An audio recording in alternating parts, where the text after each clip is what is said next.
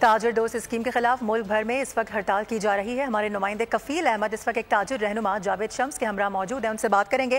کفیل, بتائیے گا کیا بتایا جا رہا ہے ان لوگوں کی جانب سے, یہ جو اسٹرائک کی گئی ہے اس کا سلسلہ کب تک جاری رہے گا؟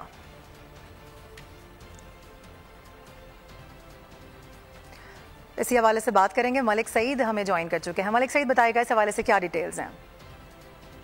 جی بالکل, حکومت کی جانب سے تاجر دوست اسکیم کا اعلان کیا گیا, جس کے خلاف آج تاجر برادری سراپا احتجاج ہے اور پورے ملک میں جو ہے وہ ہڑتال کا اعلان کیا گیا. ہمارے ساتھ اس وقت موجود ہے اجمل بلوچ صاحب, ان سے جانتے ہیں کہ تاجر دوست اسکیم سے کتنا فرق پڑا ہے. جی سر, تھوڑا سا بتائیے گا.